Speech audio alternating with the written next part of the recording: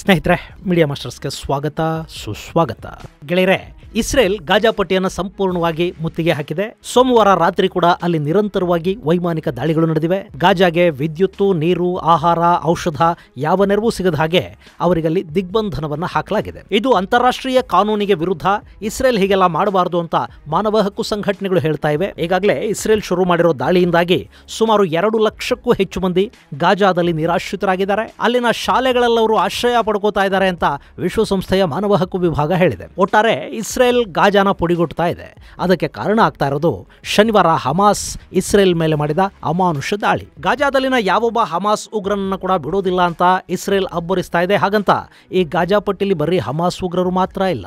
Hamas ಇಲ್ಲಿ ಆಧಿಪತ್ಯವನ್ನು ಸ್ಥಾಪಿಸಿದ್ದು 2007ರ ನಂತರ. ಹಾಗೆ ಅಲ್ಲಿನ ಎಲ್ಲ ಜನರಿಗೂ ಹಮಾಸ್ ಬಗ್ಗೆ ಪ್ರೀತಿನೂ ಇಲ್ಲ. ಆದರೆ ಹಮಾಸ್ ಅನ್ನೋ ಉಗ್ರ ಸಂಘಟನೆ ಅಲ್ಲಿದೆ ಅನ್ನೋ ಕಾರಣಕ್ಕೆ ಅಲ್ಲಿನ ನಾಗರಿಕರು ಕೂಡ ಸಾಕಷ್ಟು ಸಮಸ್ಯೆಗಳನ್ನು ಎದುರಿಸಬೇಕಾಗಿ ಬರ್ತಾ ಇದೆ. ಹಾಗಾದ್ರೆ ಯಾವುದು ಈ ಗಾಜಾ ಪಟ್ಟಿ? ಅಲ್ಲಿ ಯಾಕೆ ಹಮಾಸ್ ಉಗ್ರರಿದ್ದಾರೆ? ಅದನ್ನು ಮಣಿಸೋದಕ್ಕೆ ಇಸ್ರೇಲ್ ಯಾಕೆಷ್ಟು ಭಯಾನಕ ದಾಳಿಗಳನ್ನು ಮಾಡ್ತಾ ಇದೆ ಅನ್ನೋ ಬಗ್ಗೆ ಒಂದಷ್ಟು ಮಾಹಿತಿಯನ್ನ ನಾವಿಲ್ಲಿ ನೋಡೋಣ.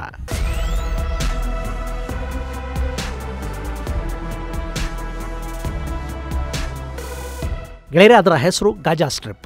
ಮೆಡಿಟರೇನಿಯನ್ ಸಮುದ್ರದ ಪಕ್ಕದಲ್ಲಿರುವ ಒಂದು ಚಿಕ್ಕ ಪಟ್ಟಿ ಇದು. ನೀವಿಲ್ಲಿ ನೋಡ್ತಾ ಇದ್ದೀರಲ್ಲ, ಇದೇ ಗಾಜಾ ಪಟ್ಟಿ. ಈ ಗಾಜಾ ಒಟ್ಟು 365 ಚದರ ಕಿಲೋಮೀಟರ್ನಷ್ಟು ವಿಸ್ತೀರ್ಣವನ್ನು ಹೊಂದಿದೆ. ನಿಮಗೆ ಇದರ ಸೈಜ್ ಎಷ್ಟು ಅನ್ನೋದು ಇನ್ನೂ ಸುಲಭವಾಗಿ ಅರ್ಥ ಆಗಬೇಕು ಅಂದ್ರೆ, ನಮ್ಮ ಬೆಂಗಳೂರು ಇದೆಯಲ್ಲ, ಅದರಲ್ಲಿ ಅರ್ಧ ಈ ಗಾಜಾ ಪಟ್ಟಿ ಇದೆ. ಬೆಂಗಳೂರಿನ ಒಟ್ಟು ವಿಸ್ತೀರ್ಣ 741 ಚದರ ಕಿಲೋಮೀಟರ್. ಹಾಗೆ ನಮ್ಮ ಮೈಸೂರಿಗಿಂತ ಇದು ಸ್ವಲ್ಪ ದೊಡ್ಡದು. ಮೈಸೂರಿನ ವಿಸ್ತೀರ್ಣ 286.2 ಚದರ ಕಿಲೋಮೀಟರ್. ಹಾಗೆ ಗೋವಾ ಇದೆಯಲ್ಲ, ಅದರಲ್ಲಿ 10% ಮಾತ್ರ ಈ ಗಾಜಾ ಇದೆ. ಗೋವಾದ ವಿಸ್ತೀರ್ಣ 3070 ಚದರ ಕಿಲೋಮೀಟರ್. ಈ ಗಾಜಾ ಇರೋದು ಬರೀ 365 ಚದರ ಕಿಲೋಮೀಟರ್ಗಳು ಮಾತ್ರ.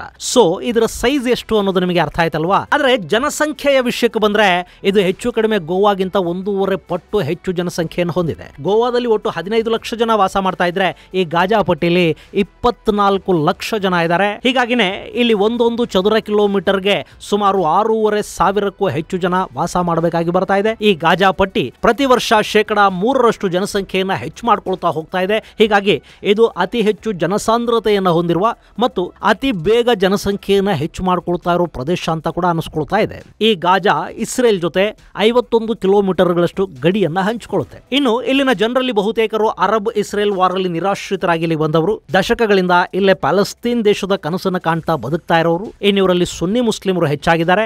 ಹಾಗಂತ ಪ್ಯಾಲೆಸ್ತೀನಿಯರೆಲ್ಲ ಮುಸಲ್ಮಾನರೇ ಅಂತ ಅಲ್ಲ, ಅಲ್ಲಿ ಕ್ರೈಸ್ತರು ಇದ್ದಾರೆ. ಆದ್ರೆ ಅವರ ಸಂಖ್ಯೆ ಕಡಿಮೆ ಅಷ್ಟೇ. ಇಂಥ ಗಾಜಾ ಪಟ್ಟಿ 1948ರಿಂದಲೂ ಕೂಡ ಸಂಘರ್ಷಗಳನ್ನ, ದಾಳಿಗಳನ್ನ ನೋಡ್ತಲೇ ಬರ್ತಾ ಇದೆ. ಇಲ್ಲಿನ ಜನ ಇಸ್ರೇಲಿಗರ ಮೇಲೆ ದಾಳಿ ಮಾಡೋದು, ಇಸ್ರೇಲಿಗರು ಪ್ಯಾಲೆಸ್ತೀನಿಯರನ್ನ ಹೊಡೆದು ಹಾಕೋದು, ಗಲಭೆ ಗಲಾಟೆಗಳು ಹೆಚ್ಚಾದ್ರೆ ಇಸ್ರೇಲ್ ಸರ್ಕಾರ ಈ ಗಾಜಾ ಪಟ್ಟಿ ಮೇಲೆ ಸೈನ್ಯವನ್ನು ನುಗ್ಗಿಸೋದು, ಇದೆಲ್ಲ ಕೂಡ ಇಲ್ಲಿ ಸರ್ವೇ ಸಾಮಾನ್ಯ.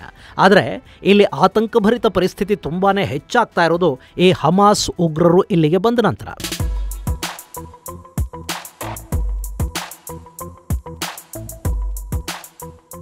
ಗೆಳೆಯರೆ, ಈ ಗಾಜಾ ಪಟ್ಟಿಯ ಕಥೆ ತಾಮ್ರಯುಗದ ಕಾಲದಲ್ಲಿ ಆರಂಭ ಆಗುತ್ತೆ.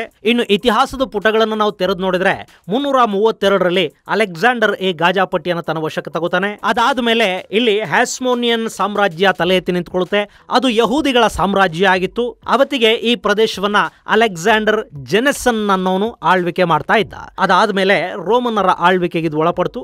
7ನೇ ಶತಮಾನದಲ್ಲಿ ಈ ಗಾಜಾ ಪಟ್ಟಿ ಪ್ರದೇಶ ಬೈಜಂಟೈನ್ ಸಾಮ್ರಾಜ್ಯದ ಭಾಗ ಆದ್ರೆ, ಅದಾದ ಬಳಿಕ ರಶೀದ್ ಸಾಮ್ರಾಜ್ಯ ಸ್ಥಾಪನೆಯ ನಂತರ ಇಲ್ಲಿ ಇಸ್ಲಾಂನ ಆಳ್ವಿಕೆ ಶುರುವಾಯಿತು. ಹೀಗೆ ಅರಬ್ಬರ ಆಳ್ವಿಕೆ ಶುರುವಾದ 3 ಶತಮಾನಗಳ ನಂತರ ಈ ಭಾಗದಲ್ಲಿ ನಿರಂತರವಾಗಿ ಮತೀಯ ಸಂಘರ್ಷಗಳು ನಡೆದು ಕ್ರೈಸ್ತ ಹಾಗೂ ಮುಸಲ್ಮಾನರ ನಡುವಿನ ಸಂಘರ್ಷಕ್ಕೆ ಈ ಎಲ್ಲ ಭೂಪ್ರದೇಶ ಕೂಡ ಈಡಾಯಿತು. ಅದೇ ಸಂದರ್ಭದಲ್ಲೇ ಈ ಗಾಜಾ ಅನ್ನೋದು ಕಿಂಗ್ಡಮ್ ಆಫ್ ಜೆರೂಸಲೆಂನ ಭಾಗ ಆಯಿತು. ಅದಾದ ಮೇಲೆ ಜೆರೂಸಲೆಂಗಾಗಿ ಕ್ರಿಶ್ಚಿಯನ್ರು ಮುಸ್ಲಿಮರ ನಡುವೆ ಮತ್ತೆ ಸಾಕಷ್ಟು ಯುದ್ಧಗಳಾದವು. ಆ ಯುದ್ಧಗಳಲ್ಲಿ ಕೂಡ ತುಂಬಾನೇ ನಷ್ಟಕ್ಕೀಡಾಗಿದ್ದು ಇದೇ ಗಾಜಾ ಪಟ್ಟಿ. ಹೇಳಿ ಕೇಳಿ ಇದು ಕರಾವಳಿ ಪ್ರದೇಶ. ಬೈಜಾಂಟೈನ್ ಸಾಮ್ರಾಜ್ಯ ಅರಬರ ಮೇಲೆ ದಾಳಿ ಮಾಡಿದ್ರೆ ಮೊದಲಿಗೆ ಮೆಡಿಟರೇನಿಯನ್ ಸಮುದ್ರ ತೀರದಲ್ಲಿ ಸಿಗ್ತಾ ಇದ್ದ ನಗರನೇ ಈ ಗಾಜಾ ಪಟ್ಟಿ. ಹೀಗಾಗಿ ಅಲ್ಲಿ ಸಿಕ್ಕಾಪಟ್ಟೆ ಸಮಸ್ಯೆಗಳಾಗ್ತಾ ಇದ್ವು. ಇನ್ನು 12ನೇ ಶತಮಾನದ ನಂತರ ಈಜಿಪ್ಟ್ ಅಲ್ಲಿ ಅಯೂಬಿದ್ ಡೈನಾಸ್ಟಿಯ ಆಳ್ವಿಕೆ ಶುರುವಾಯಿತು. ಆ ಬಳಿಕ ಈ ಗಾಜಾ ಪಟ್ಟಿಯನ್ನ ಮಂಗೋಲರು ಆವರಿಸಿಕೊಂಡ್ರು. ಅವರ ನಂತರ ಮಾಮುಲ್ಕ್ಗಳ ಆಳ್ವಿಕೆಗೆ ಒಳಪಟ್ಟ ಗಾಜಾ ಪಟ್ಟಿ ಕಡೆಗೆ 16ನೇ ಶತಮಾನದಲ್ಲಿ ಆಟೋಮನ್ ಟರ್ಕರ ಕೈ ಸೇರಿತು. ಅಲ್ಲಿಂದ ಮೊದಲನೇ ಮಹಾಯುದ್ಧ ಮುಗಿಯುವವರೆಗೆ ಅಂದ್ರೆ 1910 18ರವರೆಗೆ ಇದು ಆಟೋಮನ್ ಸಾಮ್ರಾಜ್ಯದ ಭಾಗ ಆಗಿತ್ತು. ಆದರೆ ಮೊದಲ ಮಹಾಯುದ್ಧದಲ್ಲಿ ಆಟೋಮನ್ ಸಾಮ್ರಾಜ್ಯ ಪತನವಾಯ್ತಲ್ಲ, ಆ ನಂತರ ಗಾಜಾಪಟ್ಟಿ ಹಾಗೂ ಜೋರ್ಡಾನ್ ಸೇರಿದ ಹಾಗೆ ಲೆವೆಂಟ್ ಪ್ರದೇಶವನ್ನ ಬ್ರಿಟನ್ ತನ್ನ ಹಿಡಿತಕ್ಕೆ ತಗೊಳ್ತು. ಆಗ ಶುರುವಾಗಿದ್ದೇ ಪ್ರತ್ಯೇಕ ಯಹೂದ್ಯರ ದೇಶದ ಕನಸು.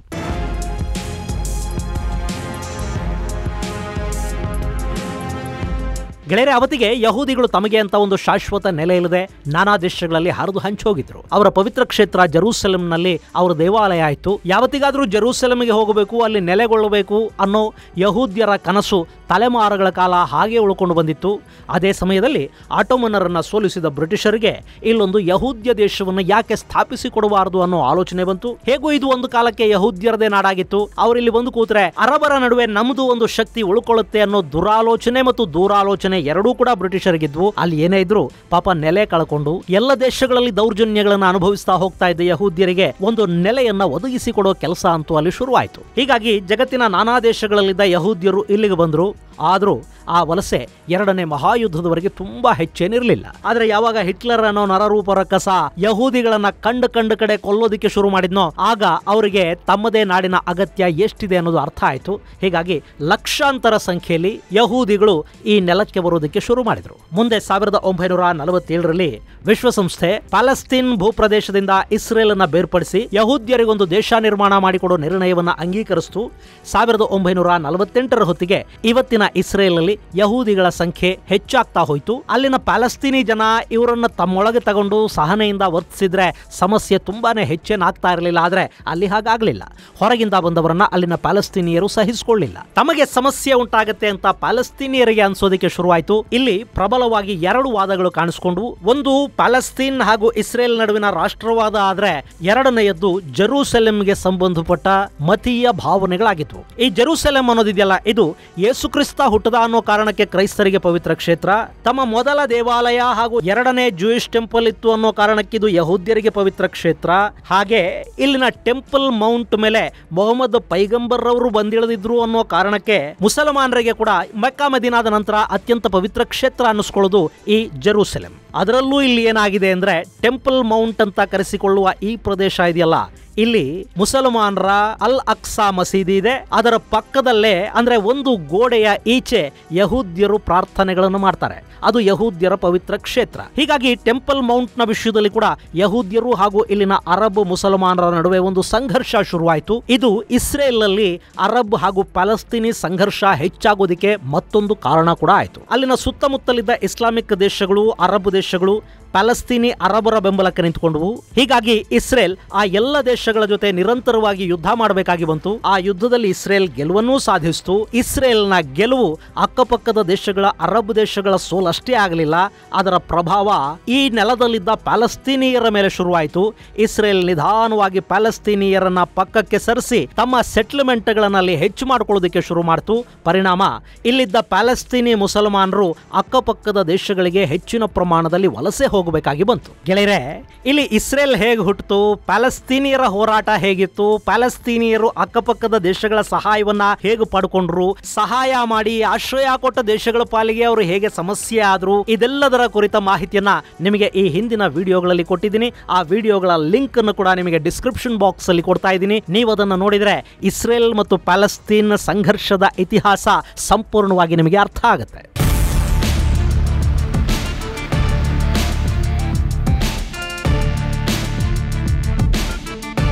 ಇನ್ನು ಈ ಇಸ್ರೇಲ್ ಅಂತ ಕರೆಸಿಕೊಳ್ಳಲ್ಪಡುವ ಈ ಭೂಭಾಗ ಇದೆಯಲ್ಲ, ಇಲ್ಲಿ ಯಾವಾಗ ಪ್ಯಾಲೆಸ್ತೀನಿಯರು ಹಾಗೂ ಯಹೂದ್ಯರ ನಡುವಿನ ಸಂಘರ್ಷ ಹೆಚ್ಚಾಗ್ತಾ ಹೋಯ್ತೋ ಆಗ ನಿರಾಶ್ರಿತರಾದ ಸಾಕಷ್ಟು ಪ್ಯಾಲೆಸ್ತೀನಿಯರು ಈ ಗಾಜಾ ಪಟ್ಟಿಗೆ ಬಂದು ನೆಲೆಗೊಂಡ್ರು. ಅಲ್ಲಿದ್ದ ಸಾಕಷ್ಟು ಜನಕ್ಕೆ ಇಸ್ರೇಲ್ ಮೇಲೆ ಸಿಟ್ಟಿತ್ತು. ಅವರು ತಮ್ಮ ಮನೆ ಮಠಗಳನ್ನ, ಆಸ್ತಿಪಾಸ್ತಿಗಳನ್ನ ಕಳ್ಕೊಂಡು ನಿರಾಶ್ರಿತರಾಗಿ ಇಲ್ಲಿಗೆ ಬಂದಿದ್ರು. ಹೀಗಾಗಿ ಇಸ್ರೇಲ್ ಮೇಲಿನ ದ್ವೇಷ ಅಲ್ಲಿ ಮಡುಗಟ್ತಾ ಹೋಯ್ತು.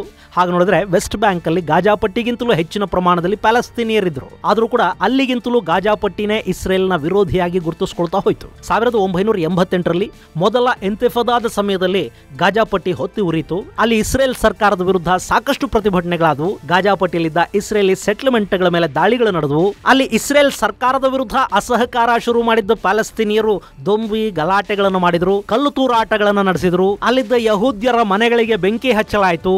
ಇದು ಪ್ಯಾಲೆಸ್ತೈನ್ ಮತ್ತು ಇಸ್ರೇಲ್ ನಡುವಿನ ಸಂಘರ್ಷ ಮತ್ತಷ್ಟು ಹೆಚ್ಚಾಗುವ ಹಾಗೆ ಮಾಡಿತು. ಆದರೆ 1991ರಲ್ಲಿ ಸ್ಪೇನ್ನ ಮ್ಯಾಡ್ರಿಡ್ ಅಲ್ಲಿ ನಡೆದ ಸಂಧಾನ ಸಭೆ ಈ ಪರಿಸ್ಥಿತಿಯನ್ನು ನಿಧಾನವಾಗಿ ತಿಳಿಯಾಗುವ ಹಾಗೆ ಮಾಡಿತು. ಆ ಬಳಿಕ 1992ರಲ್ಲಿ ಯಾಸರ್ ಅರಾಫತ್ ಹಾಗೂ ಅವತ್ತಿನ ಇಸ್ರೇಲ್ ಪ್ರಧಾನಿ ಇಟ್ಜಾಕ್ ರಾಬಿನ್ ನಡುವೆ ಒಂದು ಒಪ್ಪಂದ ಆಯಿತು. ಅದನ್ನ ಓಸ್ಲೋ ಅಕಾರ್ಡ್ ಅಂತ ಕರೀತಾರೆ. ಆ ಓಸ್ಲೋ ಅಕಾರ್ಡ್ ಒಪ್ಪಂದದ ನಂತರ ಗಾಜಾಪಟ್ಟಿಯಲ್ಲಿ ಅಧಿಕೃತವಾಗಿ ಸ್ಪೆಷಲ್ ಆಟೋನಮಸ್ ಪ್ಯಾಲೆಸ್ತೈನ್ ಆಡಳಿತ ಶುರುವಾಯಿತು. ಯಾಸರ್ ಅರಾಫತ್ ಆ ಸರ್ಕಾರದ ಮುಖ್ಯಸ್ಥರಾದರೂ ಅಲ್ಲದೆ ಗಾಜಾಪಟ್ಟಿ ಪ್ಯಾಲೆಸ್ತೈನ್ ಸರ್ಕಾರದ ಮುಖ್ಯ ಭೂಮಿ ಅನಿಸ್ಕೊಳ್ತು. ಅದೊಂದು ರೀತಿ ಪ್ಯಾಲೆಸ್ತೈನಿಯರ ರಾಜಧಾನಿ ತರ ಗುರುತಿಸ್ಕೊಳ್ತು. 2000ನೇ ಇಸ್ವಿವರೆಗೂ ಕೂಡ ಅಲ್ಲಿ ಪ್ಯಾಲೆಸ್ತೈನ್ ಸರ್ಕಾರವನ್ನು ಯಾಸರ್ ಅರಾಫತ್ ಅವರೇ ಮುಂದುವರೆಸಿದ್ರು. ಅಲ್ಲಿವರೆಗೂ ಎಲ್ಲ ಸರಿ ಇತ್ತು. ಆದ್ರೆ 2000ದ ಹೊತ್ತಿಗೆ ಇಸ್ರೇಲ್ ವಿರುದ್ಧ ಎರಡನೇ ಇಂತಿಫಾದಾ ಅಂದ್ರೆ ಎರಡನೇ ಮತಯುದ್ಧ ಶುರುವಾಯಿತು.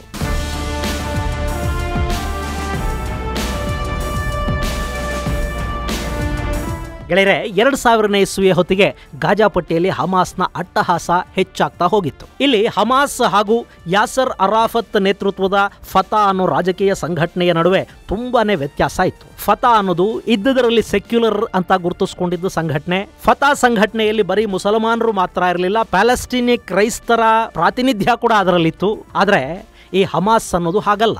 ಇದು ಕಟ್ಟರ್ ಇಸ್ಲಾಮಿಕ್ ಸಂಘಟನೆ. ಇದು ಸಲಾಫಿಸಂ ಅನ್ನ ಬೆಂಬಲಿಸುವ ಸುನ್ನಿ ಮುಸ್ಲಿಂ ಸಂಘಟನೆ ಮತ್ತು ಇಸ್ಲಾಮಿಕ್ ಶರಿಯಾ ಕಾನೂನಿನ ಬಗ್ಗೆ ವಿಪರೀತ ಪ್ರೀತಿಯನ್ನ ಬೆಳೆಸ್ಕೊಂಡ ಮತೀಯ ಸಂಘಟನೆಯಾಗಿ ಈ ಹಮಾಸ್ ಗುರುತಿಸಿಕೊಂಡಿತ್ತು. ಹೀಗಾಗಿ ಈ ಹಮಾಸ್ ಗಾಜಾಪಟ್ಟಿಯಲ್ಲಿ ತನ್ನ ಪ್ರಾಬಲ್ಯವನ್ನ ಹೆಚ್ಚು ಮಾಡಿಕೊಳ್ತಾ ಇದ್ದ ಹಾಗೆ ಅಲ್ಲಿ ಕಟ್ಟರ್ ಇಸ್ಲಾಮನ್ನ ಹೇರೋದಕ್ಕೆ ಪ್ರಯತ್ನ ಪಡ್ತು.